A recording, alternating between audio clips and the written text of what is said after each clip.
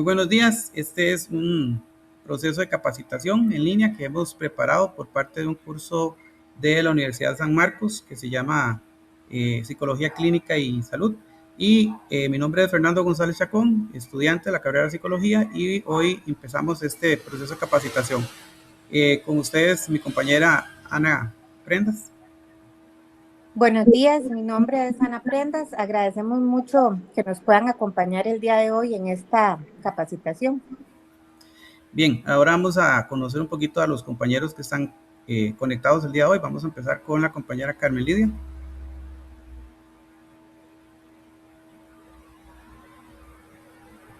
Bueno, muy buenos días. Muchísimas gracias por la invitación a este tema tan importante. Mi nombre es Carmen Lidia Gómez Espinosa, soy del área de estudios sociales y también de la parte de la administración educativa.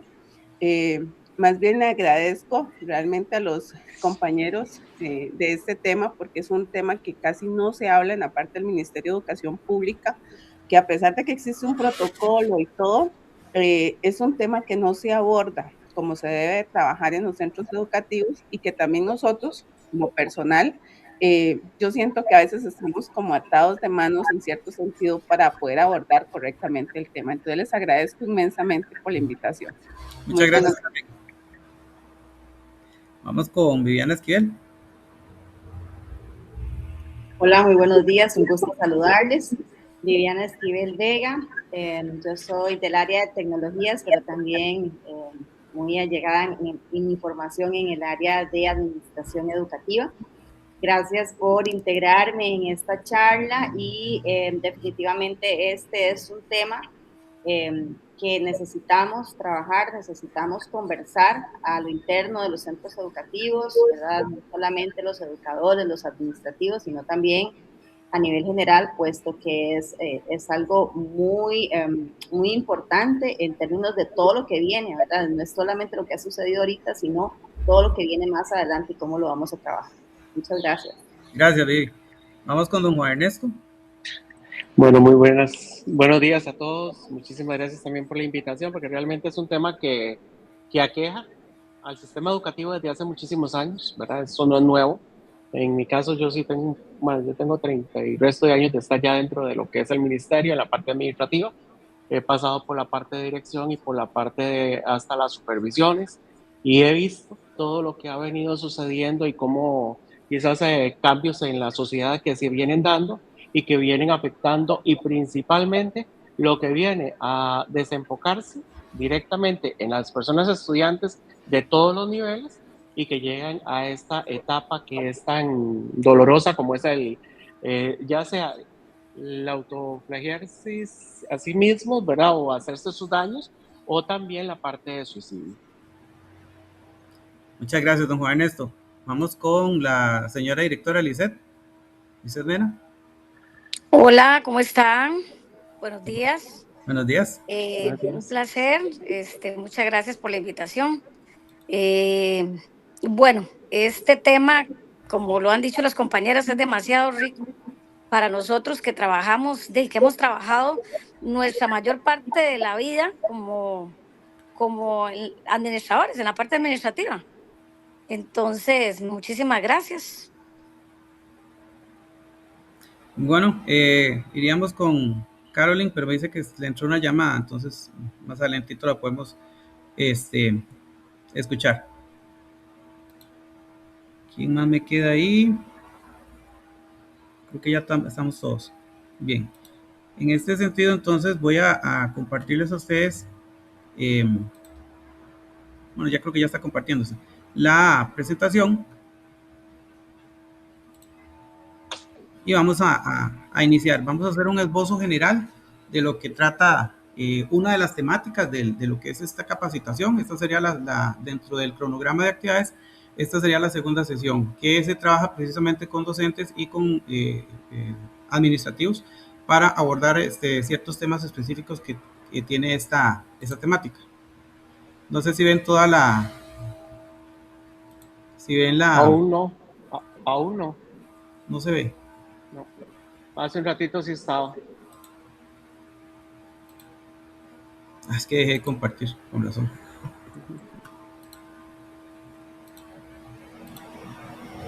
Ahora sí se ve. Ahora sí.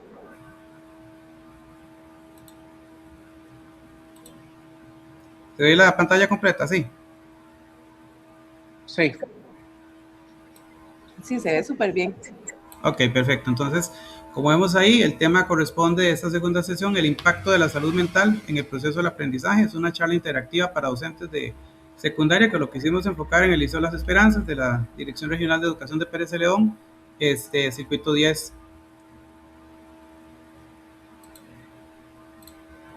Bien, a modo de introducción, vamos a hablar un poquitito de lo que es la salud mental. Y la salud mental, como vemos y hemos sabido siempre, ¿verdad? Es un asunto que juega un papel fundamental en lo que es todo el proceso de aprendizaje.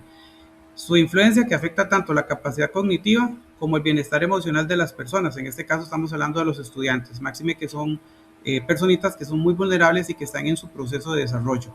Esta presentación explorará cómo ciertos entornos o condiciones mentales pueden modificar el rendimiento académico y ofrecerá ejemplos reales y investigaciones para ilustrar esta relación. Entonces vamos a ver un poquito esbozado, no tan profundamente como quisiéramos, pero sí vamos a ver algunos casitos ahí que tienen que ver con respecto a la actualidad que está afectando a nuestros estudiantes, y también que mucha también de esa responsabilidad recae en los padres, porque se van a hablar aspectos, por ejemplo, redes sociales, se van a hablar situaciones, por ejemplo, de uso del celular, que muchas veces esto recae en los mismos padres de familia por como le dicen actualmente algunas mamás, son las niñeras modernas. Bien, para iniciar, vamos a hablar precisamente de lo que es el impacto de la salud mental en el aprendizaje, y vamos a reflexionar en la siguiente frase: no hay aprendizaje profundo en una mente que está en constante alerta. A ver, ¿qué entendemos nosotros por constante alerta? Si alguno quiere participar, dar su opinión al respecto.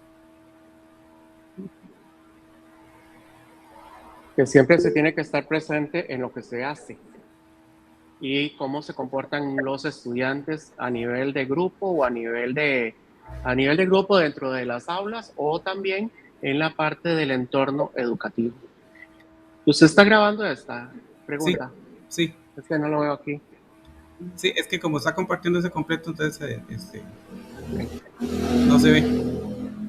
Interesante su participación, don Juan Ernesto. También cuando hablamos de alerta, estamos hablando de una condición que el estudiante, en este caso, ¿verdad?, tiene de autodefensa. Y cuando hablamos de alerta, cuando hay situaciones de traumas, cuando hay situaciones emocionales no resueltos, cuando hay agresión, cuando hay bullying en el centro educativo, cuando hay amenazas, por ejemplo, amenazas en sentido verbal por parte de los padres de familia, como por ejemplo que le dice: si usted no viene con un 80, lo fajeo. Entonces los estudiantes, los niños de estas edades escolares no saben cómo asimilar ese tipo de situaciones. Entonces a eso se refiere cuando hablamos de alerta constante. Entonces una persona que está constantemente pensando en aquello, que está constantemente tratando de cuidarse en el sentido de defenderse, de auto preservarse, no va a poder aprender porque su cabecita está centrada en otra cosa. Entonces, ¿qué vemos en las aulas hoy en día? Hoy vemos en las aulas que los muchachos están a la defensiva, vemos que los muchachos hoy están siempre en constante alerta, vemos que los muchachos hoy en día están en otras cosas menos en el aprendizaje, porque el interés que debería generar el aprendizaje o las clases en su entorno no está captando esa información, no está captando esa atención del estudiante, máxime que hay muchos distractores. Entre ellos se está dando una situación que ahora lo vamos a ver más adelante en un video, que a raíz de lo que es la COVID-19 y lo que fue ese aislamiento, generó muchos conflictos, muchos traumas y mucha agresión intrafamiliar, que es lo que está repercutiendo aún después de 5 años en nuestros estudiantes, porque aquellos estudiantes que estaban en kinder en aquella época, hoy por hoy muchos están en 5º grado, 6º grado, o ya salieron del colegio, ¿verdad? Entonces, esas generaciones, que yo lo puedo decir con conocimiento de causa, y doña Liz, que también ha sido directora y es directora, y Carmen Lidia, han sido generaciones sumamente conflictivas, sumamente difíciles, pero también muy llenas de traumatismos, llenas de emociones sin resolver, y un montón de situaciones que inclusive ellos no han podido resolver, porque se dio un brote casi que viral, ¿verdad?, de lo que fue ansiedad, de lo que fue depresión, de lo que fueron ataques de pánico en la población, y precisamente por aquel aislamiento que que vivimos el constante psicoterror que se nos metía, ¿verdad?, con respecto a lo que fue la COVID-19 y la cantidad de muertos y toda esta situación de la pandemia. Ahora, ¿qué vemos hoy en día en nuestros estudiantes? Cansancio emocional, y no solamente en ellos, también nosotros los docentes, nosotros dentro de la comunidad educativa, tenemos mucho cansancio emocional. La falta de motivación, el estudiante no siente motivación, no siente ganas de hacer nada, y también el bajo rendimiento sin causa aparente. Como decían algunos papás y algunas mamás, ¿cómo es posible que mi hijo con la prueba estandarizada se quedara, pero ya da buenas notas en quinto año?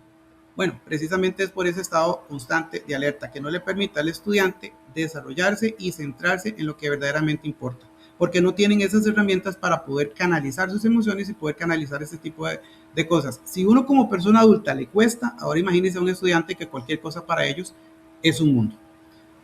Ahora, hay una pregunta que les voy a hacer a ustedes, que es la siguiente. Dice, ¿cuántas veces hemos interpretado como falta de interés lo que en realidad era malestar emocional?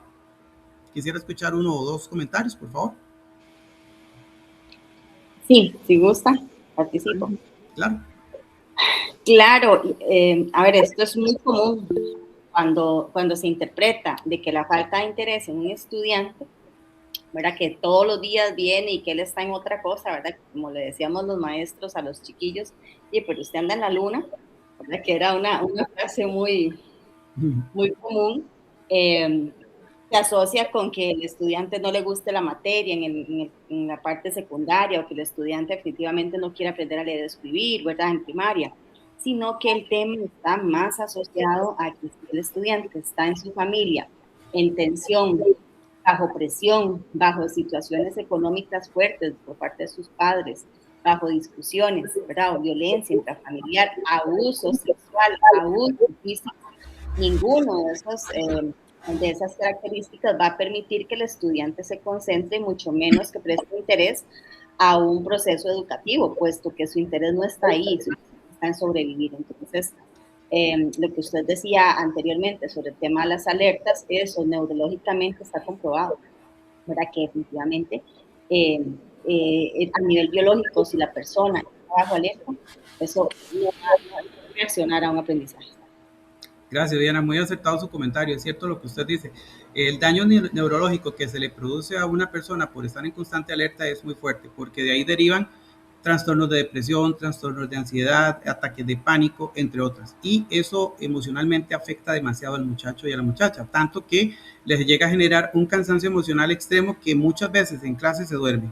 En el colegio había un muchacho que siempre se dormía y las profesoras se enojaban, y un día yo les dije, compañeras, ¿por qué no le preguntan qué es lo que le pasa?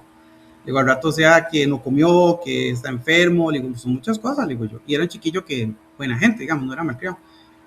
Una compañera sí se atrevió a ahondar un poquito más en el asunto, y lo que se dio cuenta fue que él se iba a trabajar por las noches en el beneficio de Copiagri, para poder ayudar a la familia. Entonces, trabajaba hasta las 2, 3 de la mañana, llegaba a la casa a, qué sé yo, 4 de la mañana, una cosa así, dormía 1 o 2 horas y se venía en el bus del colegio, y pasaba durmiendo en el día en el colegio. Entonces, son situaciones que más adelante vamos a ver que el docente debe desarrollar esas habilidades, y entre ellas una muy importante, que aunque se conozca o se diga que es muy trillada, es la empatía. Es importantísimo generar y desarrollar la empatía. Bien. Fernando, ahí yo iba a agregar algo. Claro. Porque también no es solamente el estudiante que siempre vemos con esa falta de interés a veces desde el principio de año, que llega totalmente desmotivado.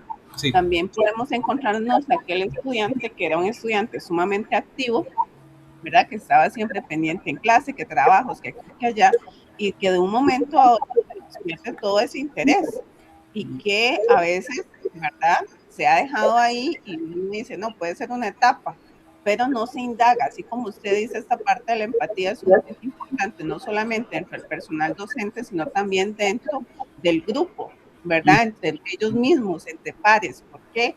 Porque hay veces que, por más que el docente a veces pueda indagar, siempre digan todo está bien, los padres de familia dicen que todo está bien, hasta que llega algún otro compañerito y dice, no, lo que es que está pasando es algo aquí, le están haciendo bullying, le está pasando esto aquí, alguien lo está coaccionando, por eso es que no está viniendo, no quiere hacer nada por esto.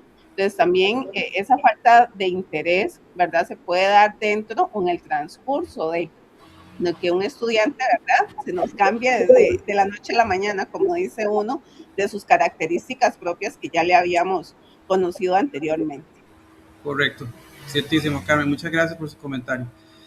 Ahora nos vamos a abocar a qué es salud mental. Siempre hemos dicho que salud mental, un cuerpo sano, mente sana, siempre se nos dijo de la escuela, pero nunca creo, al menos desde el punto de vista muy particular, había entendido el hecho de que mente sana, cuerpo sano. O sea, si la mente está enferma, y no hablemos precisamente de una enfermedad como que esquizofrenia o como, qué sé yo, síndrome de Tourette o ese tipo de situaciones, que además de que son neurológicas, no hablemos de eso, hablemos de estrés, por ejemplo, hablemos de alerta, hablemos de constante miedo, hablemos de pánico, hablemos de ansiedad. Eso llega a afectar la salud mental y deriva en cuestiones muy propias del cuerpo, porque hace y genera que el cuerpo genere mucho cortisol, por ejemplo. Y el cortisol se le conoce como la hormona de lo que es el estrés. El cortisol, por ejemplo, en las personas adultas genera diabetes, hipertensión, entre otras enfermedades crónicas que son hoy en día, pero por montones. Son muy pocas las personas que tienen 42, 45 años y no padecen de diabetes ni padecen tampoco de hipertensión. La gran mayoría de las personas que yo conozco o padecen una o padecen la otra o padecen todas, ¿verdad? En mi caso, por ejemplo, yo padezco las dos, padezco diabetes y padezco hipertensión. Bajo un proceso y un estricto control que he tenido y que me he puesto las pilas, he podido reducir muchos esos niveles. Pero uno que es adulto, ahora un muchacho, una muchacha, llega el momento en que esta afectación es tan fuerte que va a llegar a padecer de estas enfermedades, precisamente por esas grandes cantidades de cortisol que lo que hacen es generar en la persona, además de todo esto, agravar el estado de alerta. Entonces, según la Organización Mundial de la Salud, dice que es un estado de bienestar, no solamente es mente y cuerpo, también es un estado de bienestar que yo constantemente me sienta bien en todos los aspectos. Es la capacidad de aprender, es decir, que yo pueda llegar y de algo sencillo yo lo pueda captar inmediatamente. Hay personas, y yo conozco personas que por más que usted le explique 10, 14, 15 veces no comprenden, no llegan a asimilar las cosas. Y es precisamente en los casos que he conocido, porque también soy docente universitario, en los casos que he conocido, hay gente que está bajo mucho estrés, bajo mucha presión. También lo que es el manejo del estrés, ¿verdad? Y la relación sana con otras personas. Entonces, vemos que la salud mental es un cúmulo integrado de cuestiones y de situaciones cotidianas. Entonces, el sentirme bien conmigo mismo, la capacidad de aprender, de asimilar, ¿verdad? El manejo del estrés, de las situaciones emocionales, de las situaciones de la vida, del corre-corre diario, y también mi relación con las personas, y no solamente con mi familia, sino también con las personas dentro del trabajo, con las amistades y con otras personas que no conozco. Hemos visto en los últimos años cómo ha aumentado la violencia en las calles. Personas que se enojan porque el otro no se movió, porque le pitó, salieron del carro, salieron con un bate y les barataron la puerta o la ventana. Y son personas que no se conocen. Entonces, estamos hablando de una interacción y una relación entre personas sanas. Las conozcamos, tengamos una relación romántica, una relación amorosa, filial o no las conozcamos. Entonces, a eso se refiere precisamente lo que es el concepto integral de lo que es salud mental. Y la salud mental no es ausencia de trastornos. Puede ser una persona que tenga pues su trastorno de depresión o su trastorno de ansiedad o la combinación de ambas, pero también puede ser una persona que puede llegar a tener un estado de bienestar, una capacidad de aprender, puede aprender a manejar el estrés y puede tener sanas relaciones con las otras personas, aunque mantenga todavía ese trastorno en su vida, ¿verdad? Ese que es como podríamos decir que es el menos leve de los trastornos que podríamos hablar. Y precisamente esta es la base invisible que sostiene el aprendizaje. Entonces, si la persona tiene problemas emocionales, problemas de aprendizaje, está en un estado constante de alerta, y además de esto, ataques de pánico, ¿qué va a pasar con ese estudiante? No va a poder aprender óptimamente como se consideraría que debiera de aprender. Vamos a ver este pequeño video que dura 5 minutos sobre la salud mental.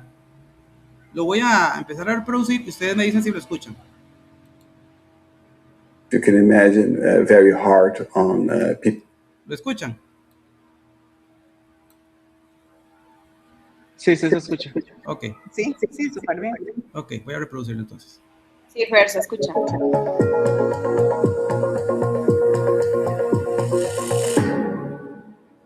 WHO's World Mental Health Report says that mental health is the leading cause of disability. What are the signs and how can we keep ourselves safe? Hello, I'm Vismita Gupta Smith. Welcome to Science in 5. We are talking to Dr. Mark von Umeren. Welcome, Mark. Mark, tell us about this WHO report that says that mental health is a leading cause for disability. Explain that to us. WHO does advanced calculations in coming up with a conclusion like that. And these calculations, they include a number of different sources of information. One of them is that for an individual, when they have a mental health condition such as depression, it's actually very impairing. So many workplaces, the leading cause for people not being at work for sickness leave is because of mental health conditions, although that's often not said.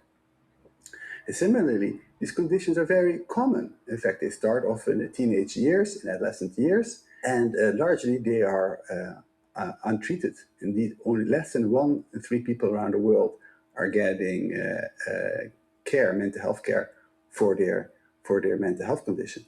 Mark, speak to us about how the pandemic has impacted our mental health, and also how can we recognize these signs in ourselves or in our loved ones? The pandemic has been, as you can imagine, very hard on people's lives, and it has really shone a light on mental health. The rates have gone up first year of the pandemic for anxiety and depression about 25%, meaning that about 25% more people than before had depression or anxiety, which is enormous. And for suicide, we didn't see the rates go up, but that's good news. But we're carefully monitoring that. In terms of people with pre-existing severe mental illness, they were more likely to catch the virus, more likely to be severely ill from the virus, and in fact, even more likely to die from the virus. These are facts that are very important and have not been highlighted enough. In terms of your own mental health, if you find yourself to have persistent anxiety, which you didn't have before, persistent sadness or depression or sad mood that you didn't have before, or drinking more alcohol, or having lost pleasure and interest in things that you used to like, then these are concerns, and you need to take action to either seek help or to learn about how to manage these. So Mark, tell us, what can people do to keep themselves mentally healthy? To stay mentally healthy, one can do a number of things. One of the things that one can do and should do is to stay physically active. That's important for health and physical health. Second thing that's very important to do is to avoid alcohol. Alcohol is often used by people to think that they would be mentally feeling better, but actually it makes mental health problems more complex and more difficult to overcome. Thirdly, one should do every day something that is either enjoyable or meaningful. If enjoyable, could be talking to a friend or go for a walk. And finally, one can practice stress management techniques such as mindfulness, which is increasingly popular and is evidence-based. If you develop a mental health problem and these tips are not enough, then it will be important to seek help, preferably from a health professional. But let's say there's no trusted health professional in your community, then at least talk to a trusted person in your community, maybe a friend or another person that you think is worth discussing with, to get to have them listen to you and perhaps get their feedback on how you can deal with your difficulties. Also, what can be helpful is self-help. There are a number of self-help books out there and self-help materials online. When they are based on what is called cognitive behavioral therapy, then they're usually very good. Thank you, Mark. Here's wishing you all good mental health. Until next time then, stay safe, stay healthy, and stick with science.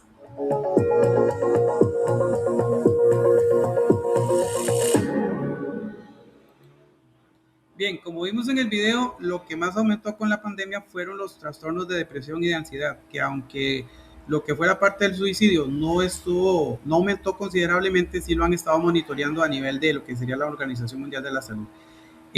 Lamentablemente las personas que manifestaron este tipo de trastornos, depresión, ansiedad, fueron los que más se enfermaron, fueron los que más murieron en algún momento, tenían la predisposición para morir precisamente porque el aumento del cortisol hace que las defensas bajen y un sistema inmune debilitado pues permitió que este virus en algunos casos pues se terminara en una cuestión meramente fatalista, ¿verdad?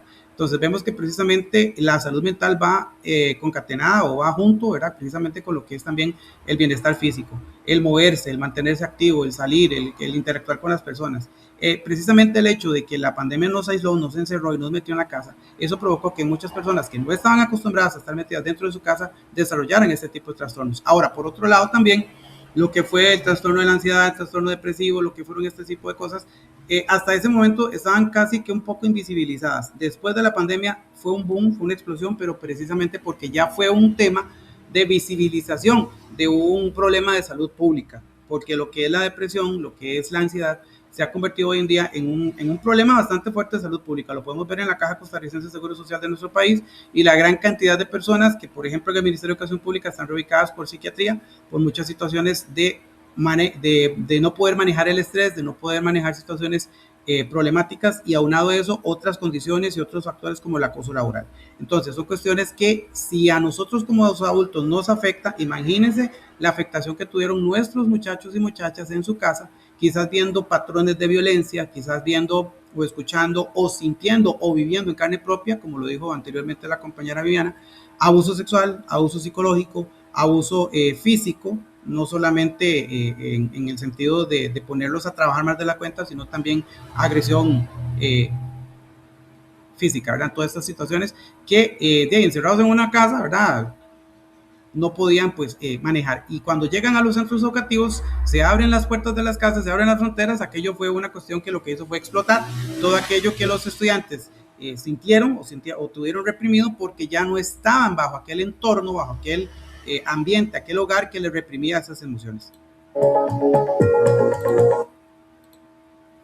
Entonces, algunos factores mentales que afectan el rendimiento académico los vamos a ver acá, como la ansiedad, la depresión y el estrés crónico, que son factores críticos que disminuyen la atención y la capacidad de retener información. Cuando una persona está estresada, está en estado de alerta, por más que repita una frase, no se la va a aprender, se le va a olvidar porque su enfoque está centrado en aquella alerta y no precisamente en lo que está aprendiendo. Como vemos entonces que lo que es la parte cognitiva se reduce.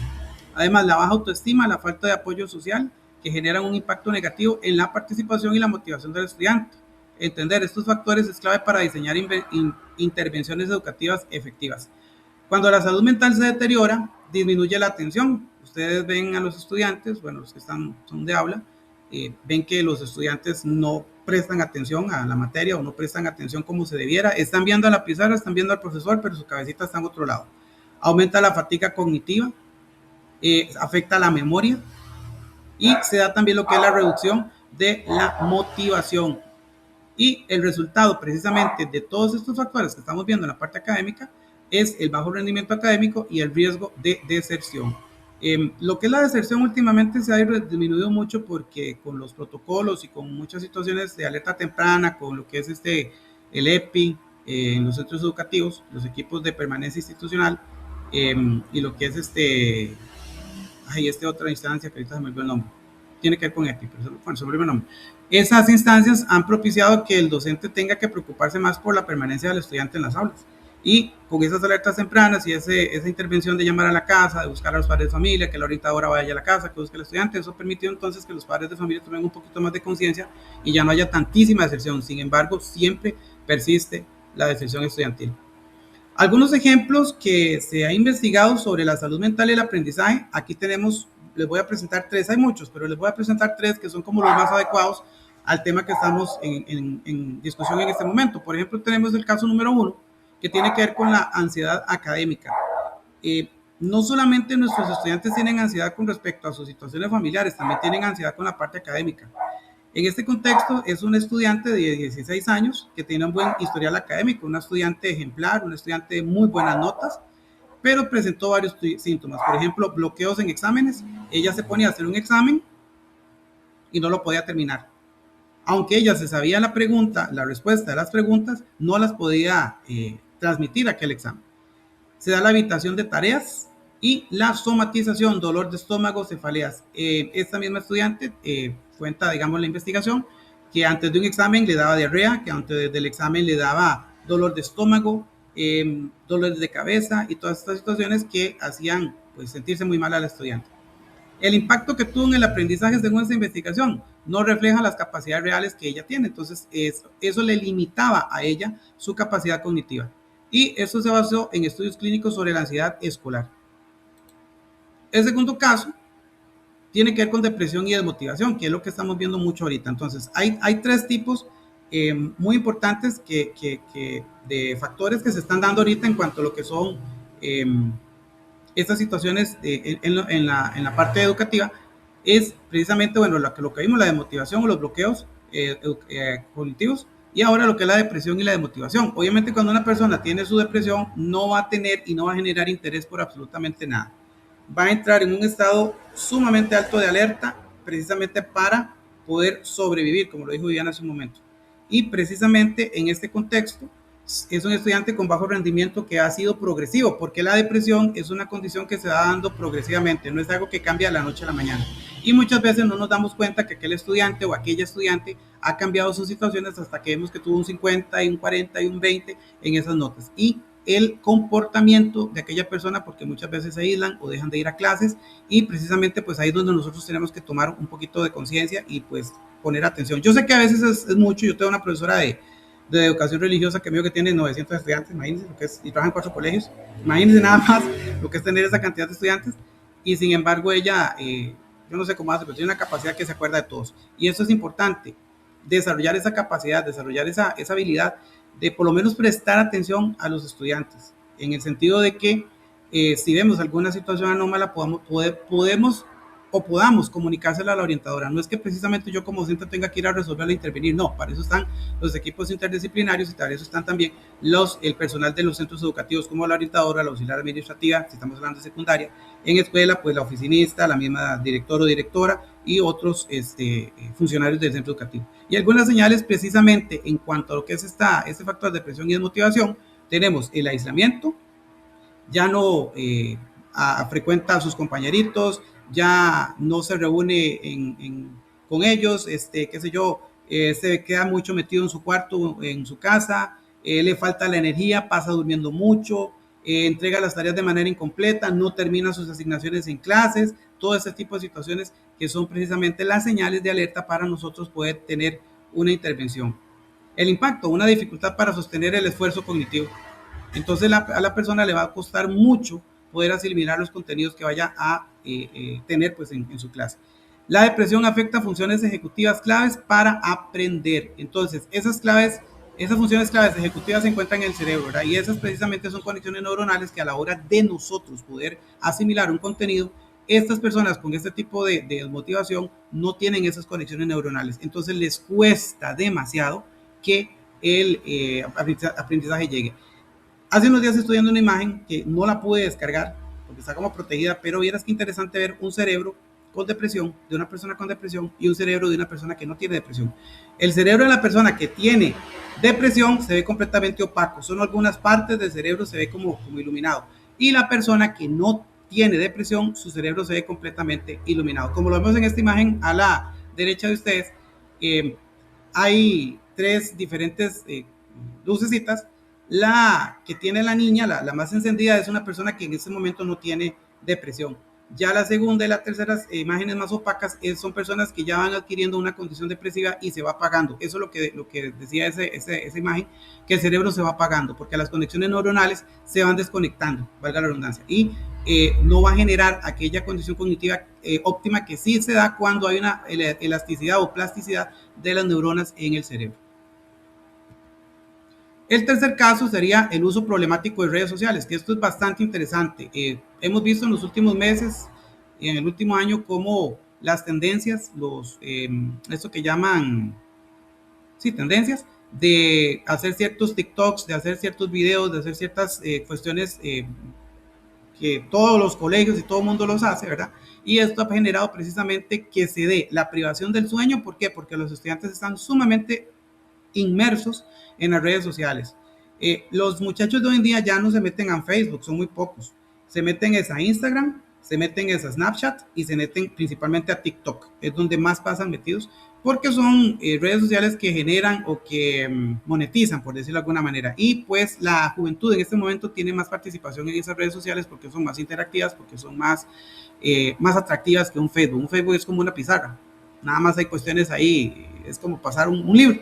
Mientras que lo que es Instagram, TikTok son más interactivas, son más amigables, por decirlo así, y más interesantes para la población joven de ahora. Y eso me hacía gracia porque un estudiante ya me dice, ¿cómo? ¿Usted tiene Facebook, Don? Y yo, sí, ¿por qué? Ay, usted sí está viejo, me dice un chiquito de octavo, imagínense. Porque él tenía TikTok, él tenía Snapchat, él tenía Threads y tenía esta otra, ¿cómo se llama? Hay otra ahí de videos que ahorita no recuerdo, Vivio, Vivex, Vox, algo así se llama. Y me hizo mucha gracia, ¿verdad? Me sentí viejo, pero bueno, eso es parte de la experiencia de la vida. Y eso me llamó mucho la atención. Entonces, cuando empezamos a hacer esta investigación, me encontré esto de la problemática de las redes sociales y sí, es sumamente atinado lo que estamos viendo en este momento. Y la consecuencia directa, precisamente con base a esta investigación, es que se da un déficit de atención y menor rendimiento académico. ¿Por qué déficit de atención? Porque el estudiante está constantemente pegado en el teléfono, en videos, en YouTube, en ver TikToks, en aprenderse la coreografía de momento, en muchas cosas. Esto cuando estamos hablando de estudiantes que no tienen estos trastornos de depresión y ansiedad, sino que están distraídos con este tipo de cuestiones. Como lo vemos ahí, se da precisamente un déficit de atención porque están más atendidos en cuestiones digitales como estas de las redes sociales y no en el aprendizaje. Máxime sí, la cuestión del aprendizaje en las aulas se torna bastante aburrida y monótona. No sé si alguno quiere hacer un comentario con respecto a las 3 investigaciones más importantes que acotamos en este momento para... Sí, Fernando, en mi caso me gustaría ahí nada más acotar con esto que señalabas de las redes sociales. Hay un concepto que fue el más, digamos, la palabra del 2024, la pueden encontrar en internet así como la palabra más mencionada del 2024 fue el brain root. ¿El brain root. Ajá. El brain root. Eso es la traducción como el cerebro quemado, ¿verdad? O podredumbre cerebral. Y esto está asociado al contenido, ¿verdad? Al consumo de baja calidad en redes sociales que tienen las personas. Y el brain root es toda una situación que se está generando ahora, ¿verdad? Eso que decías de las redes sociales, del scrolling, ¿verdad? El scrolling eterno que no puede parar, que usted está en TikTok, ¿verdad? No sé si les ha pasado, que de pronto, ¿verdad? Usted va pasando y usted no, o sea, tiene que un momento que ya usted dice, no, tengo que parar, pero usted sigue. Bueno, todo eso no es que simplemente sea un efecto natural, sino que eso también se va adaptando el cerebro a esta situación y efectivamente eso que vos señalás sobre la pérdida de la capacidad de analizar, sí, de leer textos profundos, todo eso lo va perdiendo el cerebro. Entonces, a mí realmente eso me llama mucho la atención. Incido que es sumamente importante lo que estás tocando, y que también hay otro detalle. Por ejemplo, decían un día estos que he estado leyendo mucho al respecto, de que hay que agarrar libros. Ahora en vacaciones voy a usar eso, voy a agarrar libros de colorear y empezar a colorear mandalas, porque dice que uno tiene que adaptar nuevamente el cerebro a educarlo, ¿verdad? Esta plasticidad cerebral a que otra vez se configure de manera tal de que uno no pierda la capacidad de concentración, porque a mí, por ejemplo, sí me ha afectado, o sea, yo sí lo he visto, de que el uso de redes sociales me afecta. Entonces, esto que estás tratando no es menor tema. Listo. Gracias. Sí, esto de la neuroplasticidad es muy importante porque, por ejemplo, yo en vacaciones de hace un año, me compré un librillo ahí de mandalas y empecé a colorear y me compré un montón de pailillos ahí y empecé a colorear y colorear, y eso a mí, al menos en la parte de estrés, me calmó mucho, me generó mucha calma y me separó, me alejó del teléfono. Ese scrolling que uno le agarra, que agarra para arriba y ve una cosa, y si uno como adulto lo hace, imagínense los chiquillos, uno empieza a ver un video, ay, qué aburrido, y lo pasa y empieza a ver el otro, no, no me gusta, y lo pasa a ver, no, no me gusta, y cuando usted se dio cuenta, vio 50 videos, pero no vio ninguno completo, por esa impaciencia que está generando en las redes sociales de que todo tiene que ser ya, que todo tiene que ser rápido.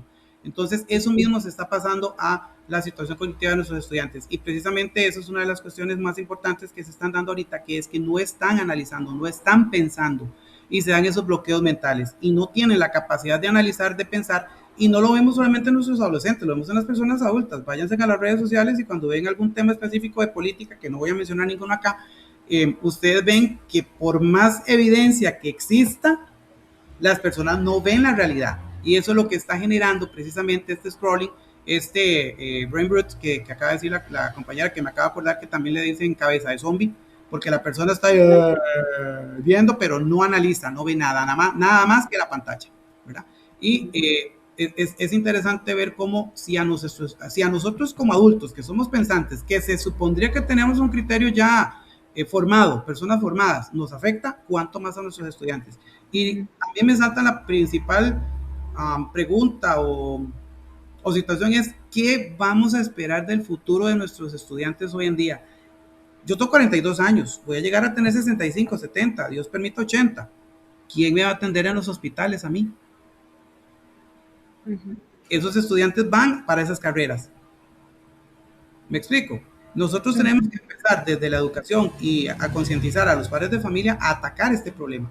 Como al principio les dije, muchas, he escuchado varias personas por ahí que se ríen y dicen, por ejemplo, en mi familia lo han dicho, ay, es que yo le di la niñera de electrónica al chiquito.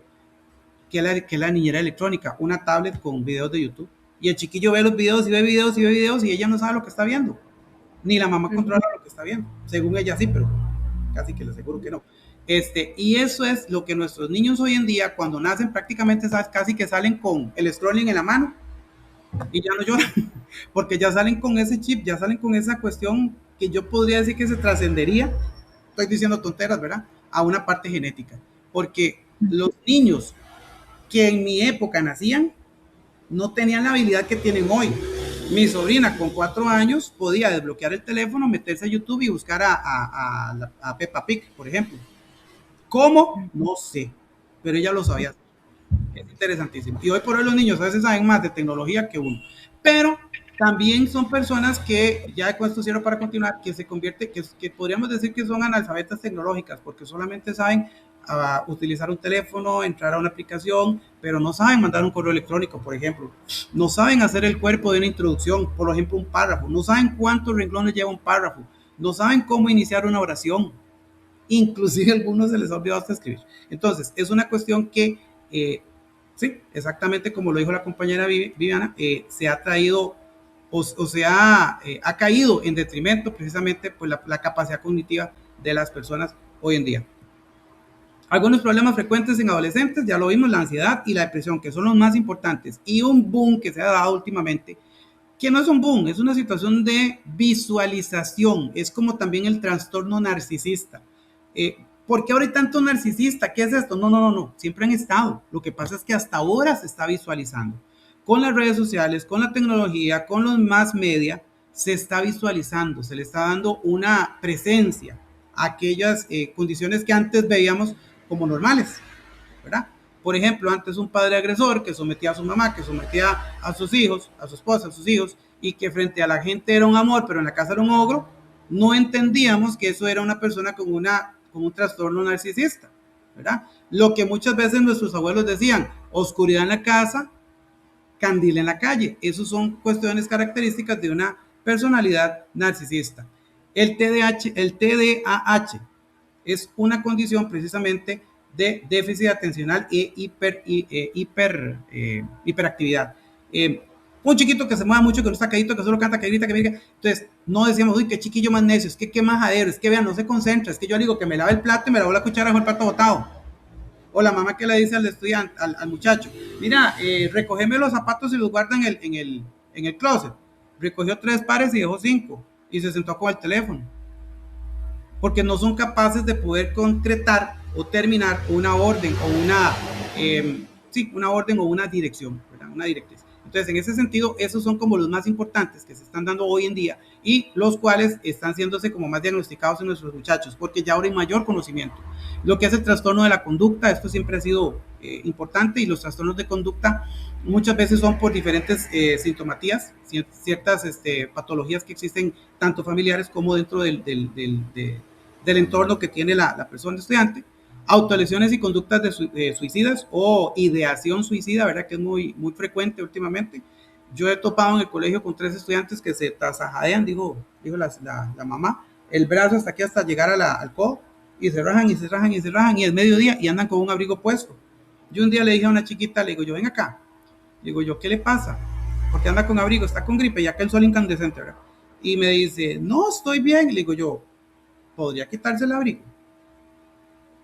Y se quedó viéndome así y se agarró la manita en la cara y se puso a llorar. Le digo, ¿por qué está llorando? Y me dice, es que me siento muy mal. Entonces yo la senté en una silla, le di un vaso de agua, le digo yo, defíname qué es sentirse mal. Le digo, porque sentirse mal puede ser que me duele el estómago, que me duele la cabeza, que sienta ganas de correr, que tenga mucha tristeza. Y me dijo todo eso. Entonces yo comprendí que la chiquilla estaba pasando por una situación de depresión. Cuando ya ella me tuvo más confianza, me logré ganar la confianza de ella sin ofenderla, sin juzgarla, ella se destapó el brazo y me enseñó, vea, yo casi me desmayo, compañeros y compañeras. Yo creo que ahí está Lynn. Lynn es mi oficinista, mi secretaria. Yo ese día casi me desmayo donde vi los zanjos que tenía esa chiquita de las cortadas. Yo me fui para mi oficina, yo le dejé el caso a la orientadora y yo me fui para la oficina a llorar, les soy sincero. Yo dije, ¿cómo es posible que una muchachita tan linda de 16 años se corte de esa manera y ande con ese dolor en los brazos constantemente y su familia no se dé cuenta? Bueno, ahí se hizo el protocolo correspondiente y la muchachita se la llevó al hospital y estuvo internada en el hospital psiquiátrico y toda la situación, ¿verdad? Porque ya era una situación y cuando atentan tu vida de esa manera, tienen que ser intervenidos ya de una manera fuerte. Y ya no era la primera vez, entonces la tuvieron que internar y la llevaron al psiquiátrico. Tuvimos que mandarle material didáctico allá al psiquiátrico y toda la cosa. Ya después la chiquita volvió al colegio y hemos notado una gran mejoría en ella, pero es impactante ver este tipo de cosas, ¿verdad? Y ya estaba empezando a cortarse en el cuello. Entonces yo decía, esta chiquita es cuestión de tiempo para que se corte la yugular. Entonces había que intervenir y gracias a Dios, pues este año terminó, se graduó de 9º, llegó y me abrazó y la chiquilla pues ahí va, gracias a Dios, bendito sea el Señor, que ya ella va pues superando, porque hubo una intervención, porque nos preocupamos los profesores, porque nos preocupamos por ella, porque pusimos atención a lo que estaba pasando. No es normal que un estudiante ande a mediodía con ese sol incandescente con abrigo, algo quiere ocultar, algo quiere tapar. Entonces hay que ser muy, diría, como decía mi mamá, hay que ser muy chispas en estas situaciones, ¿verdad? Y estar siempre sobre la jugada. Don Fernando, sí. También hay que tener claro, por ejemplo, en el caso del colegio donde usted trabaja, pero recordemos que ahí hubo mucha presencia de suicidio en un año o dos, ¿verdad? Sí. Y creo que eso fue una de las cosas que debían de estarse analizando siempre, porque recuerdo los casos que se dieron, porque fue una de una ex compañera, sí, 2 casos específicos, pero en tiempos muy rápidos, ¿verdad? Y compañeros y amigos, ¿verdad? Y que eran compañeros y amigos.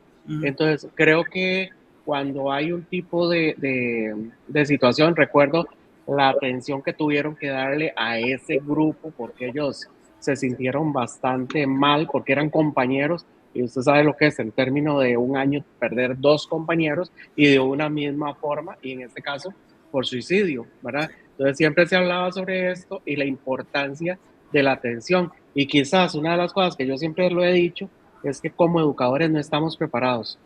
Y lo digo como educador, porque en realidad si nosotros nos ponemos a analizar las carreras, los planes curriculares que tenemos en las diferentes universidades, lo que se tienen son dos cursos a nivel de primaria y un curso de orientación. Y a nivel de secundaria solamente existe un curso de psicología, realmente. Entonces yo creo que y eso no se toman este tipo de acciones, porque lo que se ve es más que todo la parte del desarrollo del ser humano como tal, pero no como nosotros, como profesionales en el área, debemos de hacerlo. Siempre he criticado, ¿verdad? Siempre lo he criticado desde el punto de vista del ministerio, que a pesar de que existe una normativa muy fuerte a nivel internacional y nacional, deberíamos de tener ya psicólogos y equipos interdisciplinarios que atiendan instituciones para que se pueda dar un acompañamiento directo. No es suficiente con una orientadora, no es suficiente. Para mí yo a mi criterio personal, ¿verdad? No sé, y respeto la posición de todos, pero siempre recuerdo que desde primaria, cuando antes ya estaba el equipo interdisciplinario, pero a nivel de secundaria prácticamente lo único que existe son orientadoras y orientadoras que no están en la preparación para atender este tipo de situaciones tampoco. Entonces yo creo que desde ese punto de vista lo veo, ¿verdad? Y lo analizo y siempre lo he criticado como una de las falencias que tiene el Ministerio de Educación Pública, porque si no se puede poner en todos los centros educativos, pienso que a nivel de circuitos escolares al menos debería tenerse un equipo interdisciplinario que actúen de manera con seriedad a la hora de darse una situación de esas, que realmente y que acompañen a la población y que le brinden ese acompañamiento al grupo completo cuando se da este tipo de situaciones. Eso que usted está señalando ahorita, el autoflagelarse, el hecho de que se comiencen a dar esos signos, porque ya en este momento la situación de las personas, estudiantes, cambió y ellos la vida la ven desde otra perspectiva, ¿verdad? Vemos cómo el consumo de droga se vuelve cada vez más fuerte, aún en las comunidades rurales, y eso se va acrecentando. Cada día lo estamos viendo con mayor frecuencia y creo que esto es una necesidad que ya no es un lujo para centros educativos, es una necesidad para centros educativos. Entonces creo que desde ese punto lo vería. Correcto, yo siempre he dicho que en los centros educativos debe haber una psicóloga, un trabajador social y tiene que haber una persona de educación especial, al menos en los colegios, porque en las escuelas sí se dan esos servicios, tal vez no todos, pero de 3, 2, pero en los colegios definitivamente estamos de manos atadas con ese tipo de situaciones y a veces son cuestiones tan inmanejables por parte nuestra que nos obligan a hacer protocolos y cosas en donde no tenemos ningún conocimiento. Por ejemplo, hay un protocolo de manejo de lo que es las autolesiones, ya, y lo ponen a uno como que si uno fuera un psicólogo y no se puede porque nosotros no podemos ni diagnosticar ni tampoco podemos intervenir de una manera psicológica. Entonces, yo siento que esos protocolos están muy mal hechos, están muy mal planteados, son como hechos a lo loco, como para salir del paso, como para decir sí tenemos protocolos, sí tenemos este procedimiento, pero no se aplican como se debiera. Esos protocolos cuando se abren tienen que durar de 3 a 6 meses, o sea, ¿quién va a venir en 6 meses, 4 o 5 veces a ver a una atención o una charla?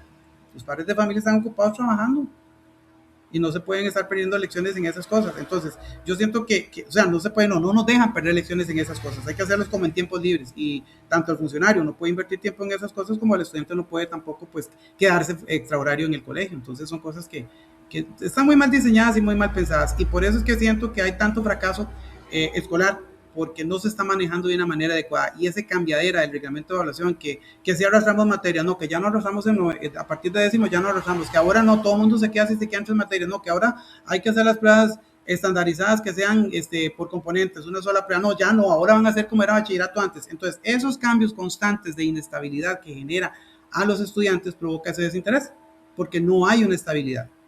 Entonces, dentro de los factores de riesgo que podemos ver en el entorno educativo, bueno, es esa inestabilidad, si nos vamos a la parte de la administración central, es esa inestabilidad que existe hoy en día, la violencia escolar, precisamente por esa mala manejo o mala gestión de emociones, el acoso o bullying por parte de ellos mismos, burlas, estar resaltando las diferencias físicas de las personas, que es que es muy gordo, que es que es muy flaco, que es que es muy narizón, que es muy orejón. El clima familiar adverso también tiene mucho que ver en esta situación con respecto a hogares meramente disfuncionales. Hogares hay de todo, madres solteras o padres solteros en el colegio. Hay padres divorciados que se llevan como perros y gatos, como hay padres divorciados que juntos llegaron este año con una situación de su hijo y los dos súper amables, súper cordiales en un común acuerdo que es el bienestar de su hijo. Y yo los felicité porque nunca me había visto eso. También lo que es el consumo de sustancias, no solamente por parte de los estudiantes, sino también por parte de sus familiares y el entorno en el que viven. En el colegio estuvimos en una situación a principio de año donde decomisábamos, oigan, pastillas de diazepam. Los chiquillos se tomaban una pastilla de diazepam y según ellos, como yo lo digo, como yo lo dicen, se enviajaban. Y yo dije, bueno, yo me tomo una diazepam y duermo como 15 días, ¿verdad? Pero ellos decían que se enviajaban. Y decomisamos un montón de esas pastillas, había como cierto tráfico de pastillas ahí y gracias a Dios lo pudimos controlar un poco, porque a veces es casi imposible pues controlar ese tipo de cosas, pero por lo menos ya no era tan evidente. Y lo que es la falta de apoyo emocional, vamos a lo mismo, las orientadoras son orientadoras en la parte vocacional, pero no tienen una formación psicológica como si la tiene un profesional de la salud, como un psiquiatra, como un psicólogo. Entonces, en este caso, pues a veces hace falta mucha capacitación, hace falta este apoyo emocional que los estudiantes necesitan. Muchas veces un estudiante lo único que necesita es que alguien les pregunte cómo está, como pasó con esta chiquita. Ella lo único que ocupaba es que alguien se preocupara por ella y le preguntara cómo está. Su papá, un profesor, papá ausente, pero cuando necesitaba reprimirla o regañarla por cualquier cosa, ahí estaba. Una mamá ausente que vivía en Estados Unidos y era una mamá proveedora, nada más mandaba plata y punto. Y vivía con una tía, que la tía tenía un montón de hijos y no le prestaba atención. Entonces, son situaciones que nosotros debemos de contextualizar, debemos de conocer de nuestros estudiantes y tratar de entenderlos. No se trata de alcahuetear, porque una cosa es alcahuetear y otra cosa es validar una mala conducta y otra cosa es entenderlos para poderlos ayudar. Y los factores de protección es que seamos docentes y administrativos empáticos, que nos pongamos en los zapatos de esas personas. Muchas veces no podemos ponernos en los zapatos de aquella persona porque aquellos zapatos tienen vidrios, piedras y clavos, que aquella persona ya se acostumbró a sus piedras, vidrios y clavos en el zapato. Y si nosotros no lo ponemos, ¿qué pasaría con nosotros? Sufriríamos mucho. Entonces, es esa parte de ponernos en conciencia de las otras personas, ser empáticos. Un clima de aula seguro, en donde no permitamos violencia, en donde no permitamos que haya tampoco burlas, en donde no permitamos que haya ninguna afectación psíquica, psicológica, física, emocional de ninguna otra persona hacia otra. Normas claras, reglamentos claros y sentido de pertenencia, que eso es lo que hemos estado trabajando en el colegio, que los estudiantes se sientan parte del Liceo de las Esperanzas, que ellos se sientan parte de una familia, que cuando lleguen al colegio es para algo bonito, es para una experiencia que cuando tengan mi edad, les digo yo a ellos, tengan algo lindo que recordar. Eso es parte precisamente de cambiar la mentalidad. Y un docente que valida emociones no pierde autoridad, gana confianza. Yo me gané la confianza de esta chiquilla porque yo le validé a ella su emoción. Es decir, es lo que ella siente. Yo no puedo llegar como futuro psicólogo, también como educador y como abogado, yo no puedo llegar e invalidar la emoción de aquella persona porque yo no sé lo que está sintiendo. Lo que yo considero como dolor emocional, para ella quizás no es eso, es otra cosa. Tal vez el dolor emocional para ella es no tener el apoyo de papá, no tener el apoyo de mamá, tener que levantarme todos los días, venir al colegio, nadie se preocupa si comí, si no comí, si ando el uniforme limpio, si no, todo ese tipo de situaciones. Entonces, esto precisamente es lo que debemos de tener o que debemos desarrollar dentro de lo que es los factores de protección. También el rol del docente. Solo yo los hago. Don Juan, ¿puede apagar el audio? También el rol del docente, ¿verdad? Que es muy importante porque el docente debe de observar, debe acompañar y debe contener. Entonces, esa contención emocional que se le da al estudiante es como, por ejemplo, lo que les acabo de mencionar, que es lo que muchos compañeros hacen. Se traen a la estudiante, le dan un vasito de agua, la alejan del entorno en que se encuentra para que tenga su privacidad y pueda contener sus emociones. Ya si estamos hablando de un ataque de pánico, un ataque de ansiedad, si estamos hablando de que se siente mal por X o Y motivo, etc. Entonces, eso precisamente es esa contención. Y derivar cuando es necesario. ¿A quién derivar? Bueno, a servicios médicos, que es lo que le dice el protocolo para nosotros. Entonces, el docente no puede diagnosticar, no puede, es que está deprimida. No, usted no puede hacer eso. Nosotros como educadores no podemos hacer eso.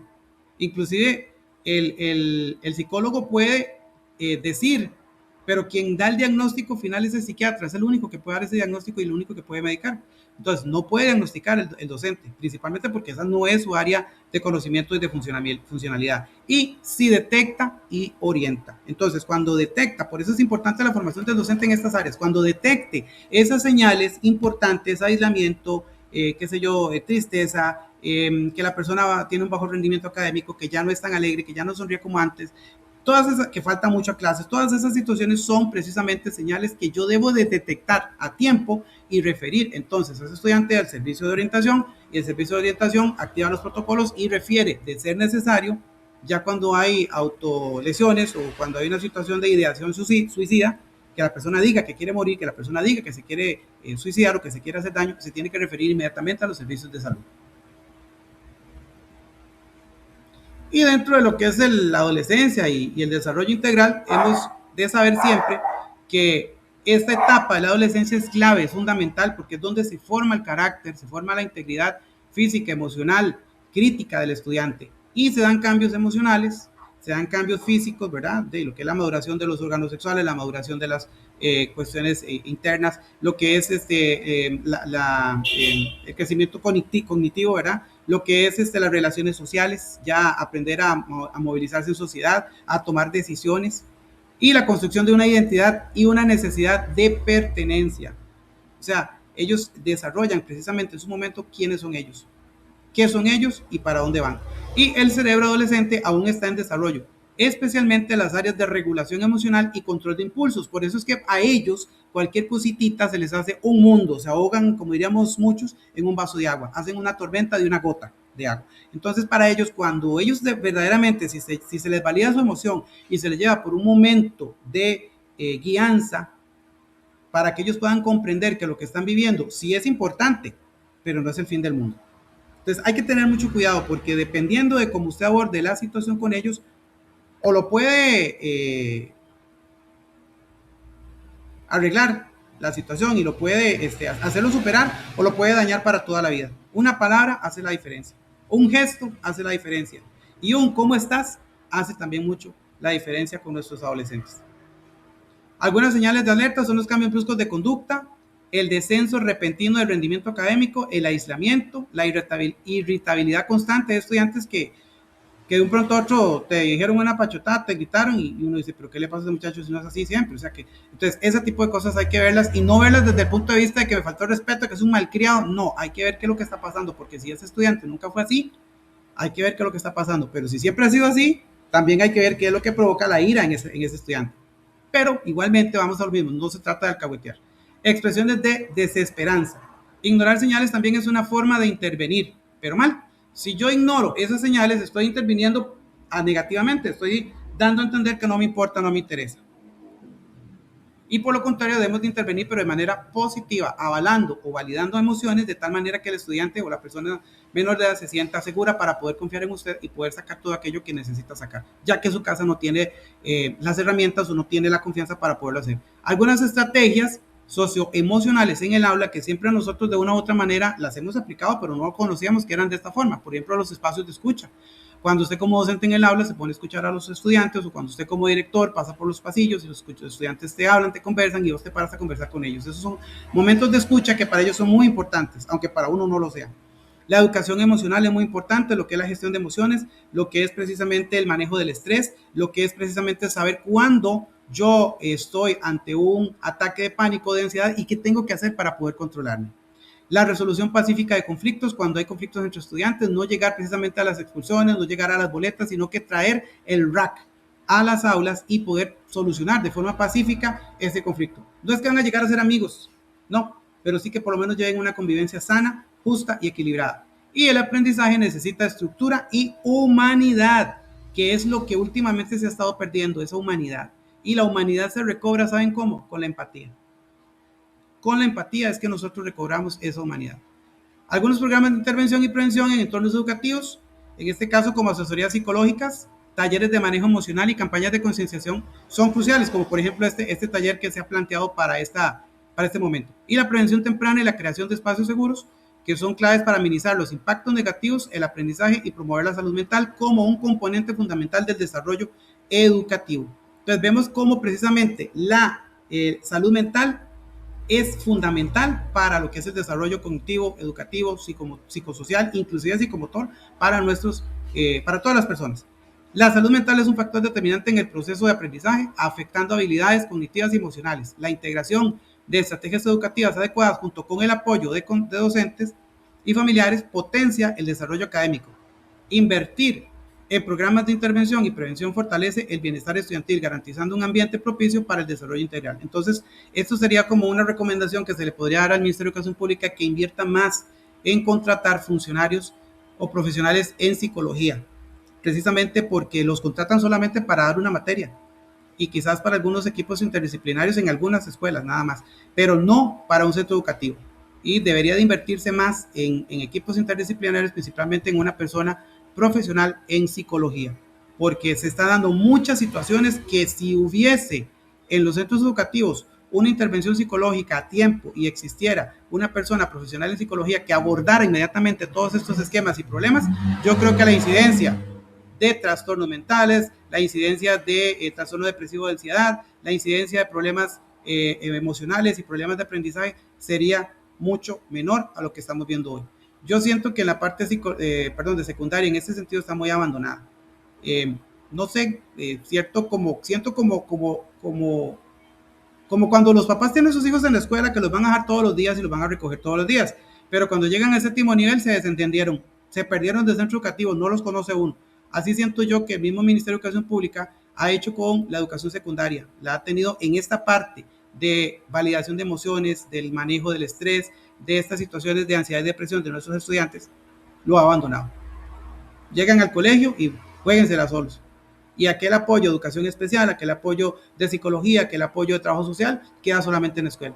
Queda inconcluso aquel proceso o aquella continuación de esas situaciones que se venían dando desde primaria. Entonces, así concluimos en esta pequeña presentación. Y hay una actividad interactiva y un análisis breve de unos casitos. Entonces,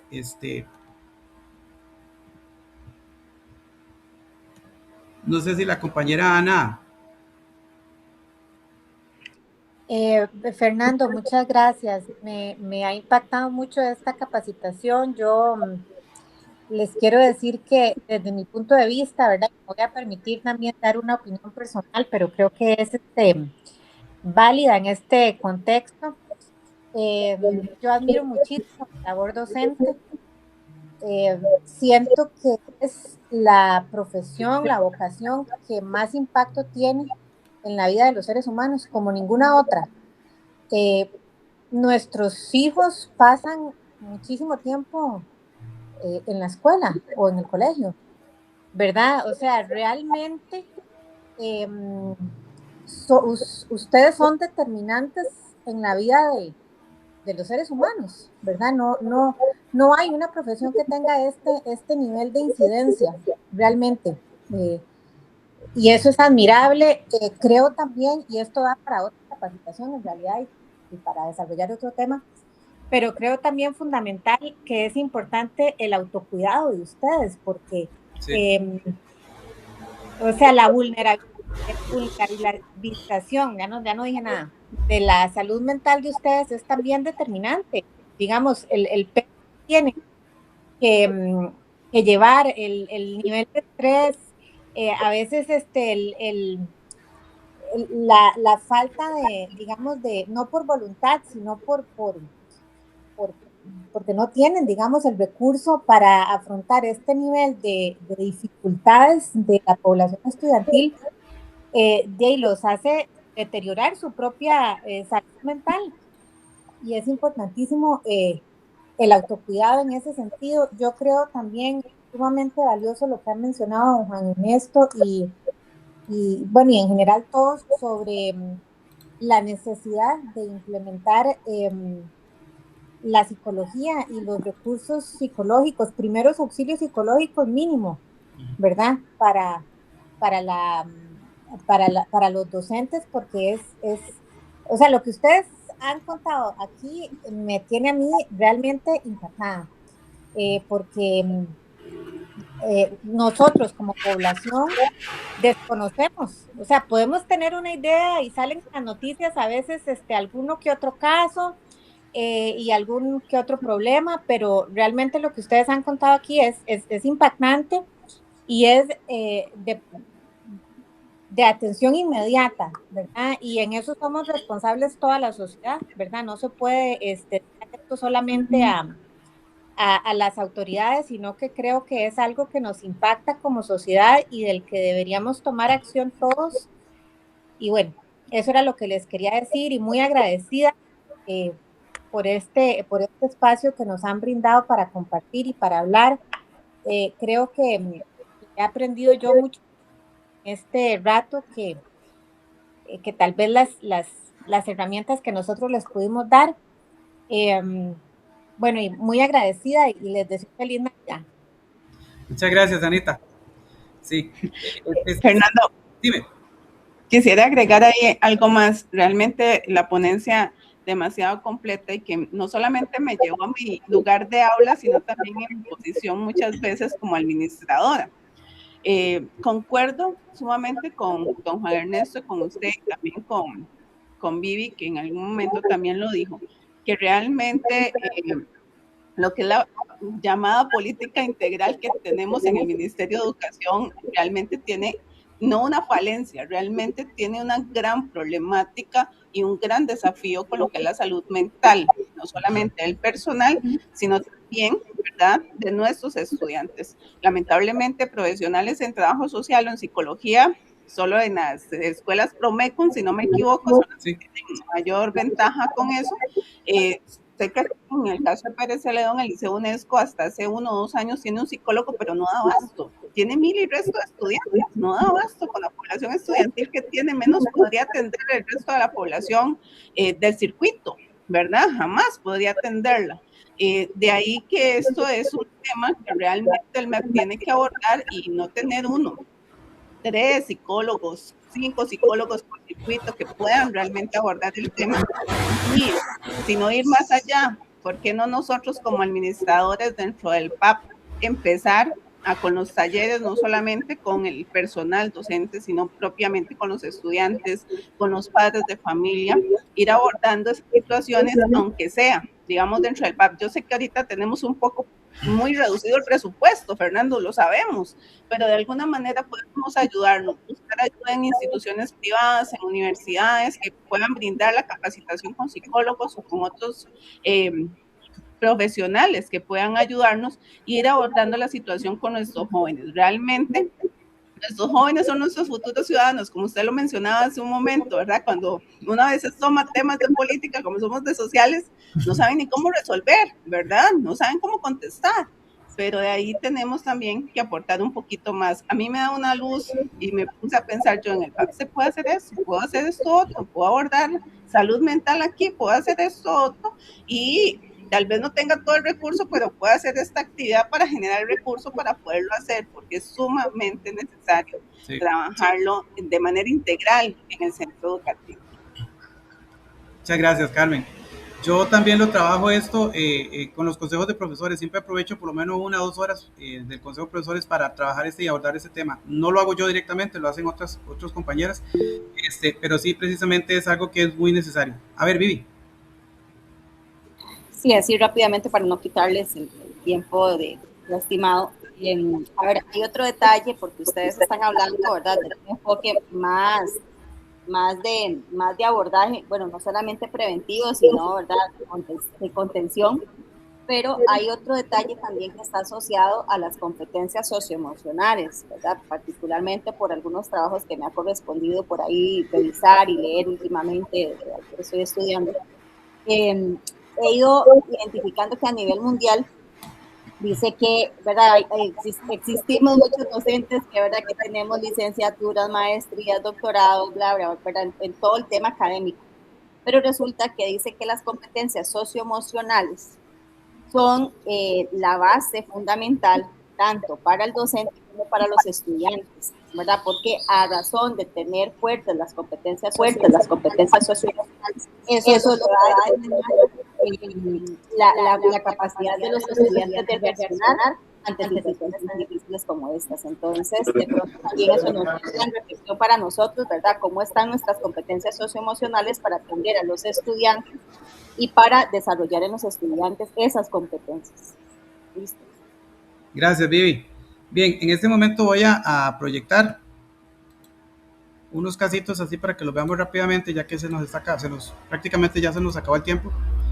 Me dicen cuando los ven. Y solamente que un poquito más grande. Yo se los leo. ¿Listo? Ok. Entonces dice el primer caso. Ay, no, este no es, perdón. Déjenme abrir el documento equivocado, perdón.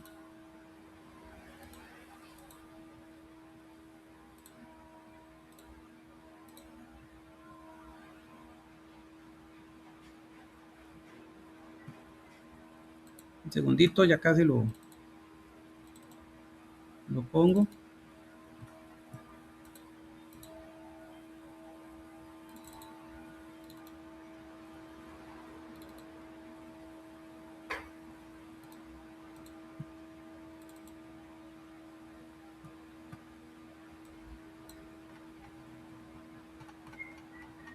Es que tuvimos que hacer un trabajo grandísimo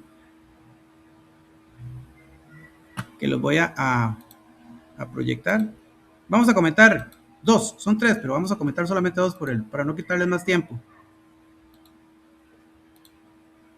Aquí está el primer caso, se los voy a leer. Dice, dice, cuando el silencio pesa más que la materia. María, de 16 años, está en su 10º año y en una escuela secundaria pública académica. Hasta el año pasado era una estudiante constante, entregaba tareas, asistía a clases y recibía calificaciones de promedio altas.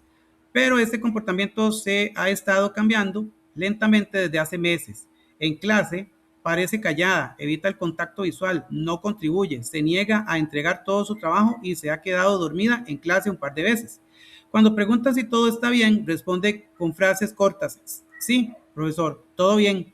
No ha mostrado comportamiento disruptivo ni problemas disciplinarios, pero su rendimiento académico ha disminuido constantemente. Otros instructores informan escenarios similares. En las reuniones de evaluación, María es vista como desmotivada y desconectada.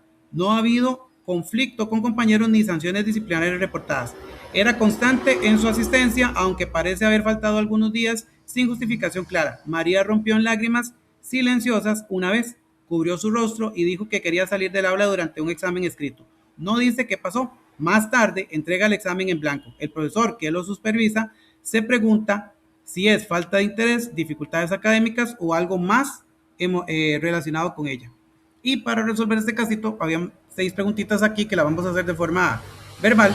La primera de ellas dice, ¿cuáles consideras que son los signos emocionales académicos en el caso de María?